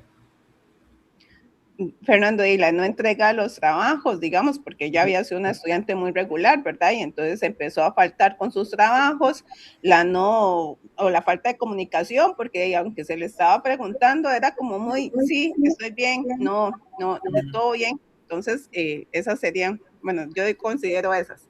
Gracias, Carmen. ¿Alguien más? Bueno, vamos con la segunda. Dice, ¿cómo podría el deterioro de la salud mental estar afectando su proceso de aprendizaje? No sé, don Juan, tal vez. ¿Cómo podría? Ahorita. Adelante, Juan, adelante. No, es que estoy ahorita con una situación, Okay. sí, entonces estoy como... Ok. Fernando, ¿cómo podría el deterioro de la salud mental estar afectando el proceso de aprendizaje? Sí. Bueno, eso ya, ¿verdad? Lo retomamos desde el inicio. Definitivamente la estudiante obviamente no va a tener interés en aprender. O sea, ese es el primer corte y total que hace, ¿verdad? De que si no hay interés por la situación, pues ese deterioro de salud mental va a cortar cualquier intención, ¿verdad? O cualquier ilusión que pueda tener la muchacha. Entonces, ahí parte todo. Excelente, Vivi. Carmencita. ¿Qué acciones están dentro del rol del docente según los lineamientos o directrices del MEP? ¿Estás muteada? Ok, ya ahora sí. Bueno, primeramente los protocolos lo que nos envían, ¿verdad? A hacer es primero una comunicación entre el docente y el padre de familia, ¿verdad? Comunicarnos con ellos a ver si la situación persiste, ¿verdad? Activar ya el protocolo, ¿verdad? Con EPI, con el profesor guía, con el orientador, para entonces ya darle una parte más integral, digamos, abordarlo entre otros aspectos y hasta con el grupo, a ver cuál es la situación para ver cuáles son las posibles soluciones, ¿verdad? Ahí sí es muy importante que no solamente mi persona como docente de asignatura haga, ¿verdad?, la alerta temprana, como se llama al profesor guía, y que trabaje con orientación de la mano, pero que realmente se haga. Cuando el proceso se rompe, esa estudiante nos queda ahí en un vacío, ¿verdad? Porque yo pude haber hecho la alerta temprana al profesor guía, pero si el profesor guía no hace el siguiente paso, ella va a seguir con la misma conducta, ¿verdad? No vamos a ver ningún cambio y más bien la situación puede empeorar, ¿verdad? De lo que ella esté padeciendo en ese momento. Correcto, Carmen. En ese mismo orden de ideas, ¿qué acciones no son responsabilidad suya como docente o como administradora del centro educativo? Bueno, yo diría que ya hay algunas situaciones que se salen de nuestras manos, ¿verdad? Ya cuando se ha abordado todo el protocolo y se ha hecho todo y que definitivamente, por ejemplo, el padre de familia no contesta las llamadas de teléfono, se le convoca al centro educativo y no recurre al centro educativo, lamentablemente tenemos que hacer la otra parte, ¿verdad? Llamar al PANI como corresponde, decir al PANI qué hemos hecho y qué no hemos hecho en el centro educativo, ¿verdad? Cómo se ha abordado la situación con la estudiante y a pesar de todo, no hay una comunicación realmente con el padre de familia para decirle su hijo o su hija está mal, necesitamos que nos colabore, ¿verdad? Para poder abordar el tema concretamente con ellos. Sí, y también es el hecho de que somos educadores, no podemos diagnosticar, ni tampoco podemos intervenir, ¿verdad? Esas son las cosillas que no podemos hacer nosotros, pero lo que usted dice es completamente cierto. A nosotros nos toca hacer de jueces, de fiscales, de todo, ¿verdad? Pero hay cosas que definitivamente no podemos hacer.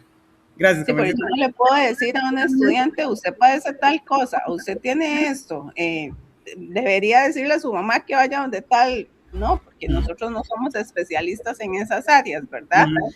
Para eso, digamos, el mismo protocolo nos dice, yo sé que orientación refiere, pero hasta dónde la referencia llega, ¿verdad? De ahí que realmente yo digo que mucho es la responsabilidad del padre de familia que también se ha perdido y que no se asume como debe de ser. Así es, correcto. Lo que les digo yo, que en primaria no se ve tanto, pero en secundaria sí, los papás llegan y se olvidaron de los chiquillos y al centro educativo no los conocen 5 años muchas veces, ¿verdad? Por esa situación, porque ya los creen grandes, entonces ya no los acompañan. La 5 dice, ¿cuándo y cómo sería apropiado referirse a la orientación o al equipo interdisciplinario? Yo diría, Fer, que las primeras alertas, digamos, de que ya el estudiante no. Por ejemplo, un estudiante me faltó a mí con la primera tarea. Se mandó el comunicado, se llamó a casa y no hubo una reacción. Y ya viene la prueba y en la prueba también. Ya de una vez veo yo el resultado. Yo debo hacerlo inmediatamente, ¿verdad? No debo esperarme a que esto vaya aumentando cada vez más, porque muchas veces esto empieza con yo entregar una tarea y estaba faltando esporádicamente. Ya después fue el examen, ya no quiere ir más a clases, ya está totalmente desmotivado. Entonces, esto hay que mitigarlo, hacerlo, digamos, desde aquellas primeras etapas. Perfecto. Y la última dice, ¿qué estrategias de aula podrían aplicarse sin exponer o estigmatizar al estudiante? Bueno, muchas de las pequeñas estrategias, ¿verdad? Primero motivarlo, tratar de estar como un poco más pendiente de que el día que fue a clases, tal vez no presionarlo, pero también que él sienta que realmente uno como docente tiene interés de que él aprenda, de que siga. Compañero, ¿cómo vas? ¿Pudiste terminar? No, si no han dado los materiales, llevarle, decirle, bueno, trabajé con esto el día de hoy porque usted la clase anterior no estuvo, no quiero que se me quede botado. La parte de la motivación es lo más importante y de alguna manera acercarlo tal vez a otros compañeritos, digamos, que lo puedan jalar y lo puedan reincorporar, ¿verdad?, a la línea de trabajo dentro de la clase. Y, Sí. por supuesto, preguntarle tal vez a los más allegaditos a él de manera disimulada alguna situación que sepan, ¿verdad?, sobre lo que el estudiante esté pasando. Muchísimas gracias, Carmencita. Bien, yo creo que lo podemos ir dejando ya hasta aquí, porque ya se nos hizo demasiado larga la sesión. Vamos ya casi para hora y media. Estuvo muy enriquecedora, la verdad es que me gustó mucho. Yo empecé a estudiar psicología debido a todo esto que he estado viendo en los centros educativos. He sido víctima en 2 ocasiones de acoso laboral fuerte. Bueno, Juan Ernesto ha sabido la situación ahí que he pasado, y me he enfrentado con personas con personalidad narcisista, y entre ellos el narcisista perverso, que es el más horrible de todos.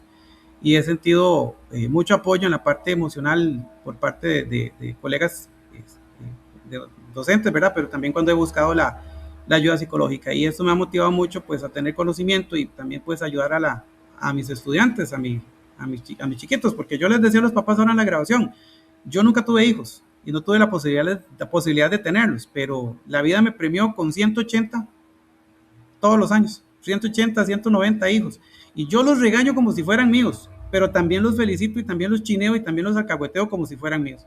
Y vieras que eso me ha puesto las barbas en remojo a prepararme mejor para darle mejor situaciones a ellos. Y vieras que me impactó el hecho de esa chiquita, que es que si ustedes hubieran visto los verdugones que tenía, la carne abierta, con la sangre seca, ustedes hubieran visto eso. Vea, seguro es que yo soy muy exagerado y no soporto ver esas cosas, pero es que me impactó. Vi como una muchacha tan linda con esas cosas. Yo he pasado por depresión, he estado por la situación del acoso laboral, estoy muy mal, pero uno sale adelante. Uno que es viejo, que ya entiende, que ya conoce, que tiene formación, que tiene estudio en este caso, pero ellos, ahí es donde yo me pregunto, pero ellos, y ella está en un hospital psiquiátrico, estuvo por esa situación. Después ella me comentó que es horrible estar ahí, los gritos que se oyen en la noche, el miedo de que en cualquier momento llegue algún viejo a violarla, porque dice que ahí pasaba de todo. Aunque ella estaba en una ala del hospital psiquiátrico que tiene mucha seguridad por ser menores de edad, pero se escuchaban muchas cosas. Entonces, yo dije, ¿con qué necesidad? Pudiendo el Ministerio de Educación Pública invertir e intervenir con personal y profesional de psicología que bastante y bien preparado hay en este país.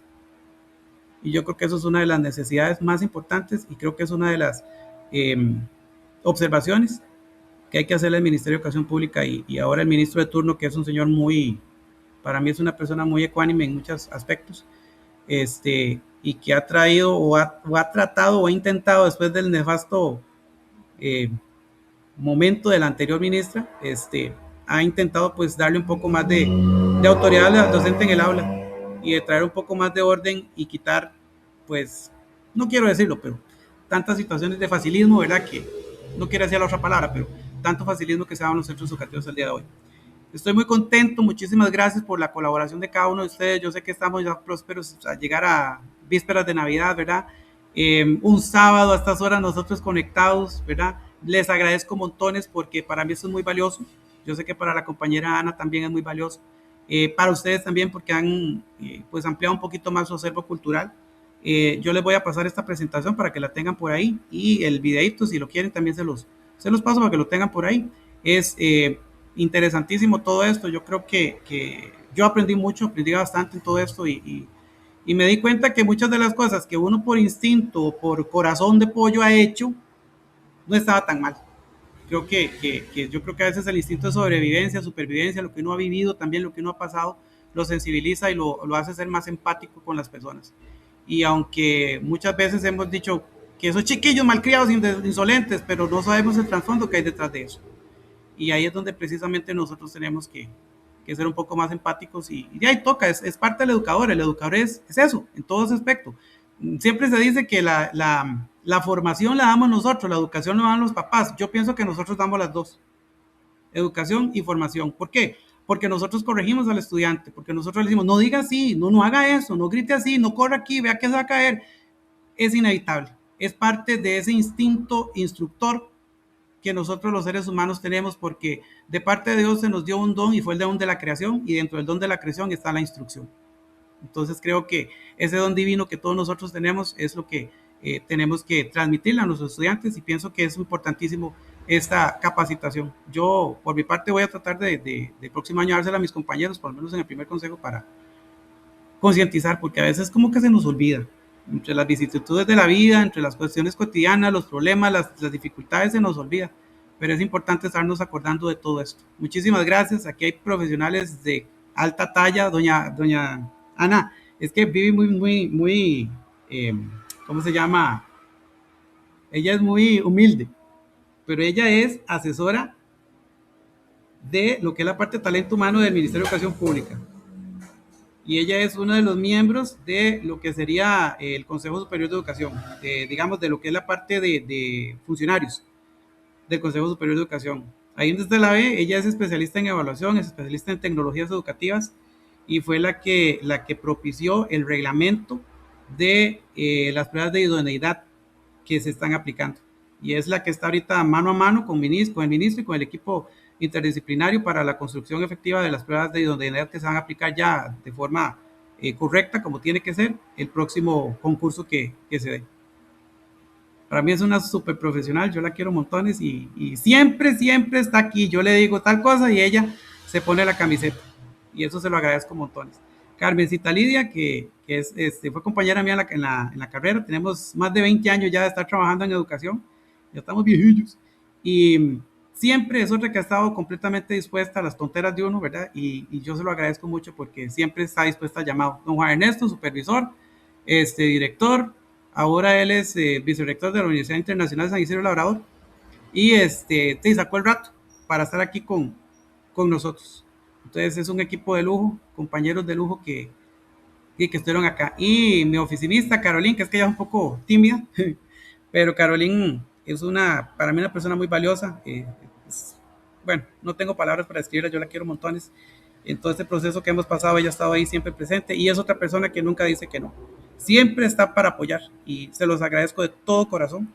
Y muchísimas gracias, porque ya tanto Ana como yo estamos ya casi próximos a terminar el bachillerato en psicología. Y este cursito se las ha traído, ¿verdad, Ana? Con los repositorios se las ha traído. Y ahora con esta capacitación también. Y la verdad es que me gustó mucho hablar de esto. Ya me la estoy creyendo que soy psicólogo. Entonces, claro que sí. Muchísimas gracias a todos y cada uno de ustedes. Anita. No, muchas gracias también. Yo le estaba diciendo ahora a Fernando en un mensaje que más allá de que esto sea un requisito académico, necesario, por supuesto, yo siento que ha sido un momento de aprendizaje para todos. Para mí la que más, porque yo no tengo experiencia en educación, sin embargo, como les dije antes, admiro muchísimo su labor, y creo que es profundamente impactante en la vida de los seres humanos, y ojalá que como sociedad podamos poner lo que nos corresponde y más para mejorar esta situación que es de tanta atención y tan delicada. Les agradezco muchísimo, he aprendido mucho, y bueno, ojalá que en el camino nos volvamos a ver ojalá para apoyarnos y acompañarnos en estas situaciones. Muchas gracias. Solamente quisiera como dos comentarios ahí de ustedes con respecto a qué les pareció la capacitación, qué les pareció pues la intervención que tuvimos hoy con respecto a la parte psicológica, no tanto como educadores, yo como educador, sino como psicólogo en esta parte, ¿verdad? Y también la compañera Ana, que han hecho un trabajo, y juntamente con la compañera Lisette, que han hecho un trabajo bastante fuerte en la parte escrita del trabajo, y esa presentación de Power que derivó precisamente de ese trabajo escrito. Entonces, me gustaría escucharlos. Tal vez don Juan Ernesto, Carmen, Vivi. Sí, yo quería, perdón ahí nada más, porque vieran que se me apagó la compu, yo no sé, estoy teniendo problemas con el teléfono por cualquier cosa que se me vaya la llamada. Bueno, primero, Fernando, muchas gracias por tus palabras. No, a ver, yo siempre tengo 27 años ya de laborar en el sistema público y siempre digo que soy aprendiz, ¿verdad? Uno nunca termina de aprender en estos contextos de educación. Y bueno, en torno al abordaje que dan sobre este tema, al final me gustó mucho esto que estaban abordando sobre el tema de estrategias, porque creo que es lo más importante, ¿verdad? Creo que sería sumamente valioso. No sé, ¿verdad? Si la profesora ya está revisando el trabajo, ¿verdad? Ustedes tienen que depurar algo más, pero sí es muy importante profundizar en las estrategias, ¿verdad? De intervención preventiva y de intervención de contención, porque esto es lo que va a posicionar aún más la charla. Y eso que decías de que ibas a compartirlo con tus docentes, con el equipo que tenés en el colegio, creo que eso sería posicionarlo también mucho, el tema de las estrategias de intervención, ¿verdad? Que es lo que más el educador necesita.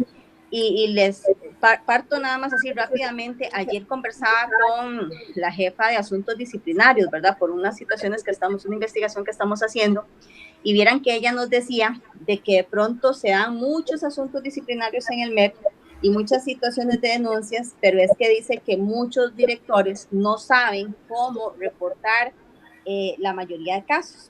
Entonces ahora cuando ustedes decían esto de los casos de los chiquitos que se reportan, hay que tener mucho cuidado con el tema de cómo manejar esos protocolos, ¿verdad? Cómo manejar ese. Entonces creo que ahí, Fernando, también sería muy importante retomar, ¿verdad? Dentro de esto, el tema de cómo hacer bien las cosas, ¿verdad? Porque si bien no somos especialistas, pero sí, digamos, a tener como el ABC bien claro para que no nos jalemos torta de que después reaccionemos de manera tardía cuando un chico ya, ¿verdad?, ha hecho lo que ha hecho. Correcto. Listo, muchísimas gracias por el espacio, muy bonito todo. Gracias. Lo tomaremos muy en cuenta, gracias. Bueno, yo voy a dar mi aporte. Realmente la charla ha sido muy completa, me sentí sumamente identificada en los dos roles, tanto mi rol docente como en la parte administrativa, ¿verdad? Concuerdo con Viviana en la parte de las estrategias. Creo que el rol, ¿verdad? Y como yo le decía en el comentario anterior, el abordaje integral, ¿verdad? Es sumamente importante para poder lograr el resultado que queremos en los estudiantes, en la parte adolescente. El abordaje tanto del personal, ¿verdad? Tanto docente como administrativo, así como de los padres de familia, y también llevar estas charlas a los chicos, que van a ser sumamente importantes para que ellos puedan aprender a resolver, ¿verdad? También las situaciones. Cuando abordaste uno de los casos que nos explicabas, ¿verdad? Y decías lo del RAC, hay muchos docentes que no saben aplicar el RAC. Y hay muchos chicos que no saben qué es el RAC y cómo aplicarlo también cotidianamente, en las acciones cotidianas. Entonces es sumamente importante el desarrollo de todas estas acciones, y que, ¿por qué no, Fernando? Que esto sea un proyecto no solamente de la parte universitaria, como usted decía, porque es un proyecto muy bueno que debe de trascender más fronteras, el circuito, la dirección regional, ir más allá, porque realmente es sumamente necesario. Muchas gracias. Muchísimas gracias, Carmen. Don Juan Ernesto. Yo creo que, bueno, es un tema que se la trae muchísimo, ¿verdad? Porque como profesionales en el área educativa no estamos preparados. Y creo que es algo que siempre lo he manifestado y creo que lo voy a seguir manifestando durante todo el tiempo. Ahora, viéndolo también ahora en el papel universitario, yo creo que una de las cosas que también tenemos una falencia dentro de la formación profesional es que a los futuros docentes no se les prepara para esto tampoco. El Ministerio de Educación Pública aplicó, recuerdo cuando dio los 33 protocolos, ¿verdad? Pero simplemente era en vivo. Al final no es una cosa que prepara a la gente para que realmente lo haga cómo activar, cómo poder llegar uno a ver las situaciones que se van a presentar o cómo hacer frente a todas las situaciones que tenemos. Entonces yo creo que una de las cosas que me hace reflexionar es sobre eso y ver realmente cuáles serían la forma en que se puede incluir más todavía en mallas curriculares a nivel universitario para cumplir con este rol tan importante. Sí, sigo diciendo, el hecho de que las instituciones no cuenten con profesionales especializados en el área, seguirá siendo una falencia. No sé hasta cuándo se va a lograr hacer, porque sí se ocupa tanto el psicólogo, el orientador, como el trabajador social. Creo que son tres figuras que son de suma importancia y que aún son ausentes, y que los que existen a nivel del Ministerio de Educación Pública nombrados son insuficientes para atender toda la población. Porque como lo dijo ustedes ahora, en el Liceo UNESCO puede haber un psicólogo, pero uno para una población tan grande no da. Además de eso, el otro aspecto que es importante recordar que el papel que juega el psicólogo dentro del ministerio, ¿verdad? Porque es un papel muy diferente a lo que podría estarse dando. Es nada más como de intervención, no de lo que va a ser la parte clínica que realmente a veces se va a necesitar realmente para que se pueda ir trabajando, o la coordinación con las instituciones que van a estar, Caja, Ministerio de Salud, no sé, los diferentes, el ETIR dentro del Ministerio de Educación Pública, así como los otros funcionarios que podrían estar interviniendo y colaborando con las instituciones en su proceso para la atención a este tipo de cosas. Porque realmente la sociedad cambió, y eso es una cosa que nosotros tenemos que entender. La sociedad cambió y voy a decir algo que no sé si tal vez algunos lo van a compartir, otros no, pero yo siento que está cambiando no en forma positiva. Estamos cambiando en una forma negativa, en donde vamos encontrando mayor población que nos llega a los centros educativos, tanto en primaria, porque ya no podemos hablar de solo esto para secundaria, no, tanto para primaria como para secundaria, con grandes conflictos internos y que no saben hacia dónde van.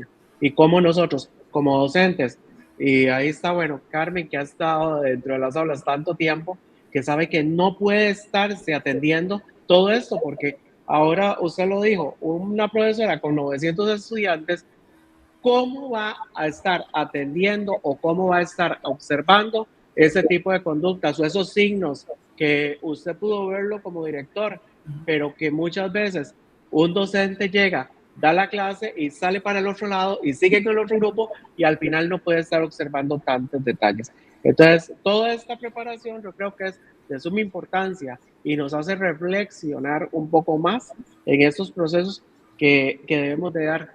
La formación no es solo académica, la formación es una formación integral. Muchísimas gracias, de verdad. Muchísimas gracias, don Juan. Muchísimas gracias, Vivi. Muchísimas gracias, Carmencita. Bueno, doña Liz, que está en un lugar alejado, ¿verdad? Entonces le va al internet. Link, que tenía una situación ahí. Muchísimas gracias a todos y todas. Anita, también vos, muchísimas gracias por conectarte. Bueno, muy complacido, muy contento de esta capacitación, que esperemos que sea la primera de muchas. Y bendito Dios que pudimos terminar esto. Nos pasamos como una hora, pero creo que ha sido enriquecedor, y el aporte que ustedes nos dieron a nosotros es muy importante para tomarlo en cuenta ahora para la reflexión final que tenemos que hacerle a la profesora. Entonces, muchísimas gracias. No se preocupe, Fernandito, ahí le llega la factura, mi amor. Perfecto, no perfecto. Okay. Excelente. Muchísimas gracias. Bueno, hasta luego. Un abrazo. Hasta luego. Chao. Un abrazo grande. Chao, cuídese, Luchito. Bye. Adiós.